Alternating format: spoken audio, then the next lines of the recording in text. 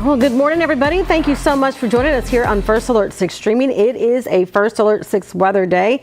You were supposed to start, weren't you? That's all right. We'll get to it. Cerise Cole, Aaron Hartley here, Jarrett Lansford, and the Senior Chief, Rusty Lord. Yes, let's check in with Senior Chief Meteorologist Rusty Lord. On this First Alert 6 weather day, we're talking some strong winds later tonight, which we need to be concerned about. Yeah, we knew the rain was going to be here for several days in the forecast. One thing that has picked up and caused us to issue this First Alert weather day is the strength of the wind that's going to ramp up tonight. So I wanted to give you the early heads up as we can. This is something that's fairly new on models, but I think it's something that could cause some problems. So 52 degrees, that's the early high temperature, and then we'll fall off as this rain is moving in. But the rain through the day will cause those slowly falling temperatures, and then the system almost tries to backtrack a bit, winds up and brings some wind. Now, gusts during the day could get up over 40 miles per hour. I'm very worried tonight they get near 60 after sunset. And why is that a key number? Where that is the low end threshold for issuing a severe thunderstorm warning, and that's when damage can occur. So these aren't going to be from severe thunderstorms. These will just be from the north wind that'll be steadily probably 20 to 40 miles per hour and trying to gust up near 60 at times for some of us. So power outages are possible. The leaves that are still on the trees will be wet, soaked. The wind can break a couple of branches. Halloween decorations are in play, but these winds could cause some issues tonight. And I'm watching for power outages. Roads just glistening right now with all the rain that we have. Jarrett's going to talk about how that's impacting traffic here shortly. We're at 51 right now, so this might be the warmest part of the day for many of you. If you head out during the 7 o'clock hour, you get 51, and we're going to cool off from here as this rain moves in. So pretty steady rain from Omaha, Missouri River, and west into our Nebraska counties, but this is all moving east. There's going to be more development back here over the course of the day. This whole thing will slow down as it moves over us, and we're going to be parked under this rain here for a while. The wind's starting to pick up a little bit, not getting too many big gusts. Up here around Sioux City, there's one that's trying to spike a little. Latest in Fremont's at 22. So here over the course of the morning, those winds really start to get going, especially after sunrise. Notice by 2 o'clock in the afternoon, 30 to 40 miles per hour with the gusts into the afternoon. And then tonight, notice that surge that drops in from the north this evening. Now, 55 or so might be a little strong for this time frame, but I really think after sunset, look at this here near Shenandoah, a little hint of what some of us may get. It's a pretty narrow stripe, but gusts up near 60 miles per hour are possible. And there could even be a secondary push of those deeper into the evening. Notice by 11, 12 o'clock, we're talking maybe some right up and down the river going north to south, gusting near 60 miles per hour. Even if you don't hit 60, 40 to 50 is going to be very, very common tonight with these winds. And then they'll gradually back off heading towards early tomorrow morning, and then should relax slowly during the course of the day on Wednesday. How about the rain? How does it move through? Model's doing a pretty good job with it, even showing the breaks in the rain back here to the northwest. By 9 o'clock, just kind of slowly marching east towards noon. There should be a pretty sharp west edge to this, but it'll move through parts of Nebraska and then just kind of stall out. Notice, we'll march you through the next several hours. There's 2 o'clock, there's 4 o'clock, and there's 7 o'clock. Not a lot changes, so near and east of the river gets a lot of afternoon rain, while it might dry out a little bit to the west. And then this all tries to backtrack, and that's when the winds start to pick up this evening and continue during the overnight hours. And it could be howling, wind-driven rain heading towards early tomorrow morning. You can see still a little shower activity, temperatures near 40 and falling off. So additional rainfall from here on out. You can see as we tack on a little bit as the system marches to the east, you can see some 1/2 inch to 1 inch rain totals are in play, grand total all the way through. I ran this through noon on Wednesday. It should be done long before that. 48 on Wednesday. Chilly, clouds really struggle to move out, and then 57 on Thursday, probably the best day of the week. This upcoming week, leaning towards Halloween. Okay. Speaking of, you just got to that point before I did. I think a lot of the kiddos want to know, is that Halloween forecast consistent with what we've been talking about? It looks like it's trending a little bit cooler. We backed it off by a couple degrees, I guess. So it has been trending cooler. You're correct. And that is going to be something noteworthy. Now, it looks like the wind's going to pick up a little bit. Could have some breezy winds up over 20 miles per hour. The clouds will be moving in. Again, we had far worse Halloweens, but I would bank on something close to 50 for the early trick-or-treaters, falling through the 40s during the course of the evening. So parents, you're going to be wearing a coat probably, and kids might have to creatively figure out how to weave one into their costume as well. Now, Husker game in Lincoln, it's a night game. This has been trending a little cooler too. Friday and Saturday have been trending that way. So looking at 40s around kickoff and 40s during the game. So a little chilly. Maybe it'll be a little warmer as you're packed in there with 85 to 90,000. That might help out a little bit. 54 on Friday, 51 on Saturday. Back up near 60 Sunday, Monday, and into Tuesday. Good chunk of next week, not looking too bad to start off November. So average highs are in the 50s from here on out. And next week's looking pretty good in that regard. But yeah, next 24 hours are...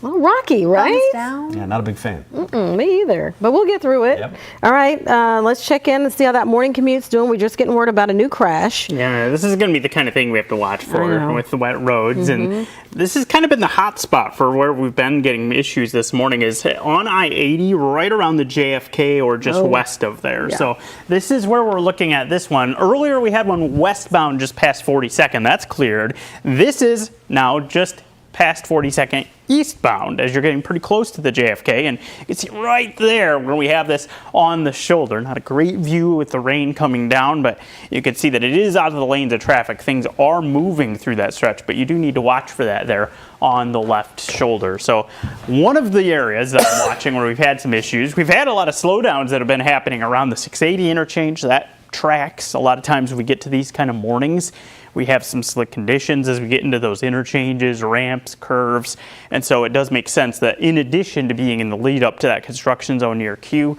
we also have people who are kind of checking up as they get into that interchange. So watch for slowdowns there. I've also been noticing pretty consistently northwest radial as you get between about Cumming and up near the Fontenelle Boulevard interchange there. We've had some pretty consistent slowdowns that have been showing up through this stretch in both directions. So first alert to that, that's an area where we're pretty slow, particularly as you get closer to Blondo and nearing that Fontenelle area. That's one spot that's been pretty slow. There's where that crash is right here in the lead up there to the JFK. Had some delays that were showing up westbound near 60th. Those have mostly gone away at this point. When we zoom out the map, you can see some spots where we kind of have a speckled pattern showing up. That's kind of indication that we're picking things up in addition to some of the rain that's moving through. So I add on the rain layer. There's the crash logo that we already talked about. But the rain that's making its way through the metro, and with that being steady, we have to watch for slick conditions. We're going to have the windshield wipers going, have the headlights on. Even as we get daylight, you need those on with the rain falling, and just be prepared for some potential issues to develop here as we continue through the morning. Of course, we're going to guide you through that and first alert you when those develop. Yeah, these rainy mornings are always tricky, aren't they? They are. Jared, thank you. All right, an update now in the lawsuit over an immigration center in Nebraska, dubbed as the Cornhusker Clink by the Department of Homeland Security. A Nebraska judge has cleared the way for the McCook work ethic camp to now transition to an ICE detention center. Any day now, immigration detainees are supposed to be arriving. Despite this, the judge did not fully dismiss this case. Now that means the 13 locals who signed off on the lawsuit could still win the argument at trial. They have won the Christmas window decorating competition in town for the last 2 years running. That's one of the things that we have raised. That is a major loss to the community. Homeland Security will pay Nebraska $2.5 million monthly under a 2-year contract. Governor Jim Pillen says that after expenses, the deal could generate $14 million annually for the state. A major step taken towards launching Nebraska's very first regulated cannabis industry. The Omaha Tribe of Nebraska hosting its first Cannabis Commission meeting. That's right. The agenda included swearing in members, appointing officers, and reviewing draft rules. 4 commissioners took their oaths, launching the tribe's cannabis framework. The big agenda item was the approval of a vertical license. It's essentially a one-stop permit, allowing businesses to grow, process, and sell cannabis products. I'd like to step in and provide that leadership and make sure that people don't lose faith in the process, for one, but also, as much as we can provide access for patients outside the reservation, we're happy to do so. Tribal officials say they hope to finalize cannabis regulations soon, with the first businesses potentially open on tribal land next year. Meantime, the state's Medical Cannabis Commission is looking to finalize its regulations. They meet on the 3rd Wednesday of every month. All right, Cerise, thanks. Out of the safety desk over here with Maria Cade. Maria, if somebody is having some knee pain, experts say that literally it might help to walk it off. Yeah, take a couple steps, and starting that could help you on your journey. There's a new study that's finding aerobic exercise, like walking, can actually help reduce pain in that part of your body. They say it can also improve movement and also your quality of life if you do have that pain. So more than 15,000 people worldwide were surveyed in the study. Aerobic exercise, again, is defined as rhythmic and repetitive movements, things like walking, jogging, cycling, even swimming. If you're just starting out, experts say start slow. You want to aim for about 5 to 10 minutes a day of that walking or cycling, and then that can help you start to feel better and then also re-strengthen the muscles around your joints. Yeah, swimming, super easy on the joints. Yeah. It's good to do. All right, Maria Cade, thank you. We're back after this.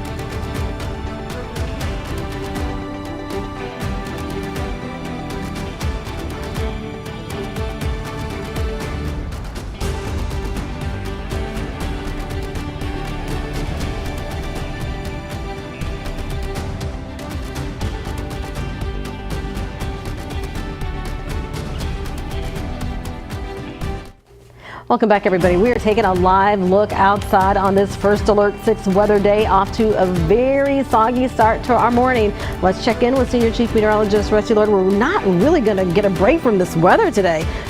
Rain and wind. Yeah, temperatures go backwards today, unfortunately. So what you see is what you get. Take a coat that'll keep you dry and warm today. As a twofer. We're at 51 right now. And unfortunately, the later you go, the more likely it is the wind's going to turn that umbrella inside out. But you'll need all of that today.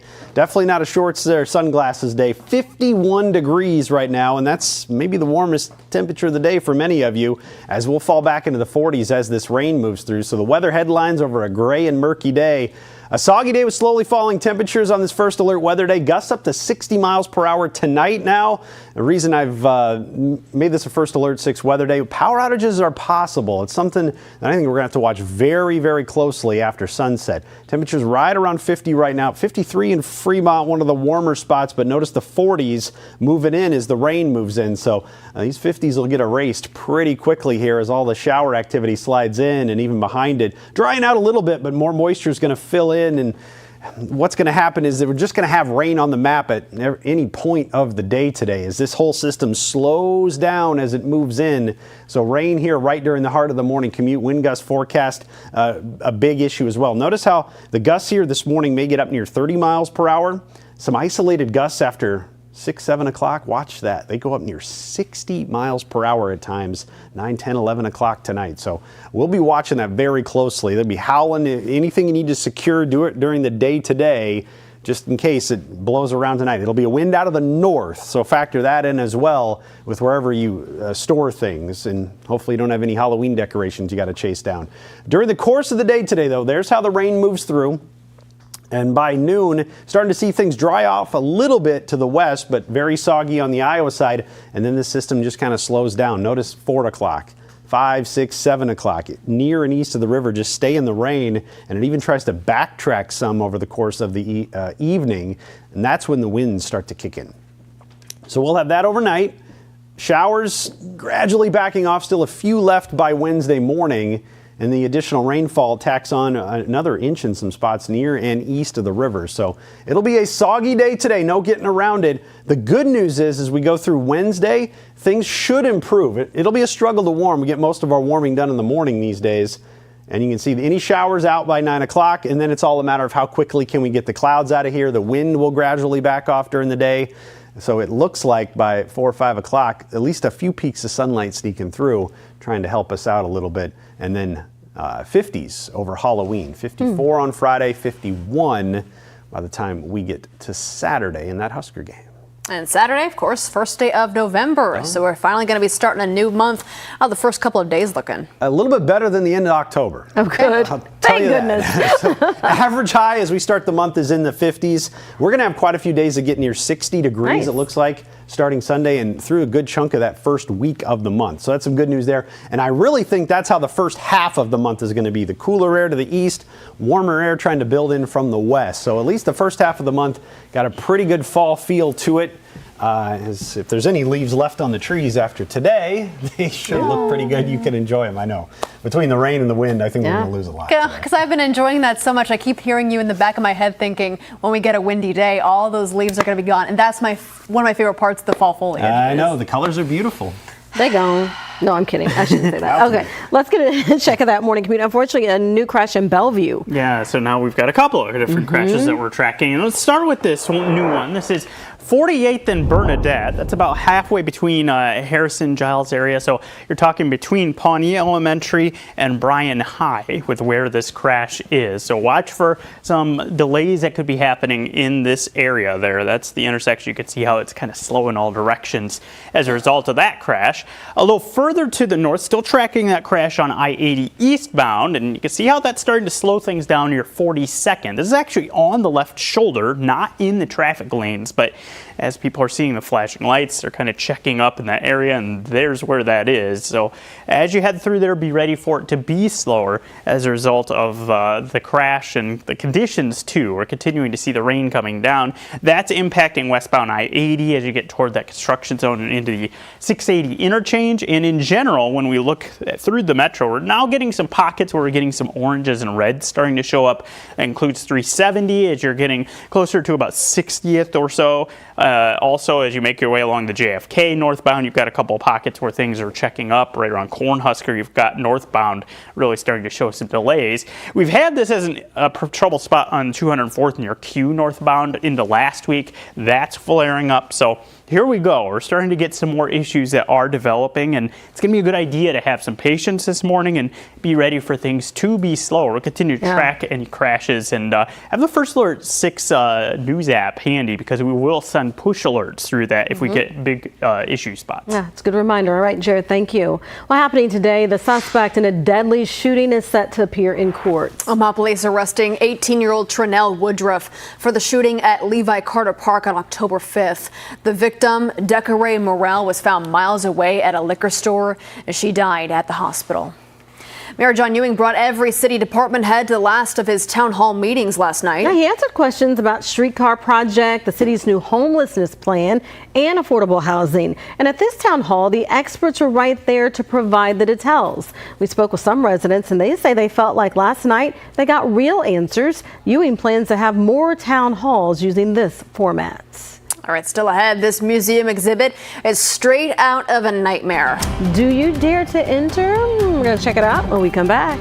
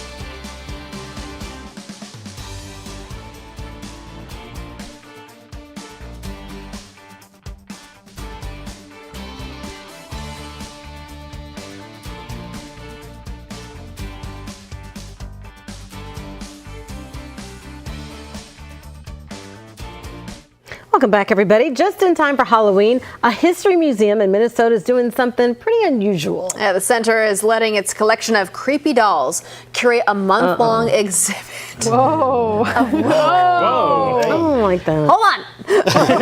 A long exhibit of local artifacts from its archives. So it turns out the tiny tarot guides actually have an eye for local history. They all represent different time periods. Some were even made back in the 1800s. Guests will vote for their favorite kind of doll. I don't really like the creepy dolls. Oh, the whole mouth is moving on that. She's not really creepy, but I saw some creepy ones. There were some creepy ones. The movies with the creepy dolls are the worst. Like Annabelle. Yes. I don't like scary movies anyway, so I won't even watch those. Did you go? There was. Did you go? Forget what it was. There you go. It might be. Is it in Plainview, Nebraska? They have a doll museum. Nah. Let's take a trip. Maria's dance. We'll see. All right, everybody. Thanks for joining us. We're going to get ready for our update in today's show. You can watch it here on streaming or over the air. Have a great start to your Tuesday.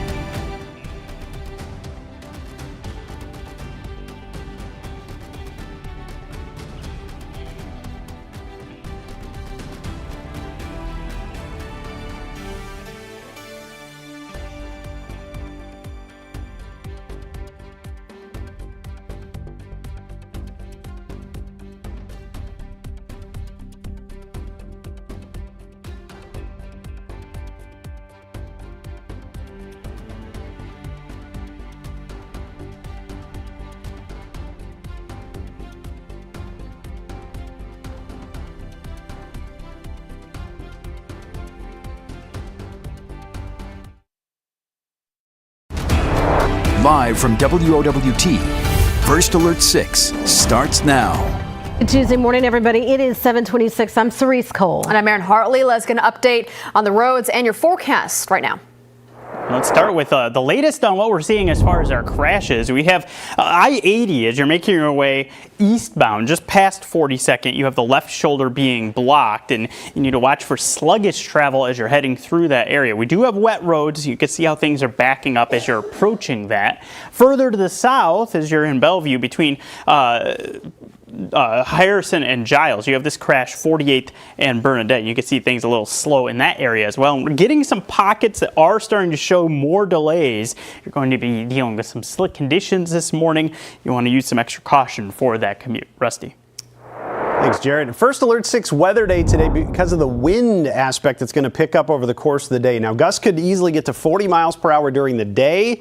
It's after the sun sets where I think those could reach 60 miles per hour. And that's why we made it a First Alert 6 weather day, because that gets us to the threshold where those could cause some damage. Halloween decorations, tree branches, maybe even with soaked ground, we could have a tree or two that tries to fall over as well. But a rainy day all day leading up to it. Temperatures in the 50s right now. This is going to be the warmest part of the day because the cooler air to the northwest with the 40s, that is moving in. So the warmest part of the day is right now, and will fall off as rain moves through, more bands developing to the west. And again, this all slows down as it moves in. So it'll kind of spin back and hold up in our area. Look at the wind gusts today. After 5 o'clock, look how much they spike, up near 60 miles per hour at times this evening and during the overnight. And that could cause some damage that I'm very concerned about with power outages this evening as we fall off into the 40s during the course of the day today. Erin? A murder suspect will be in court today. Omaha police arresting Turnell Woodruff for a deadly shooting at Levi Carter Park back on October 5th. The victim, Desiree Morrell, was found miles away at a liquor store. It is 7:28. We're back with another update for you in about 25 minutes. We'll see you then.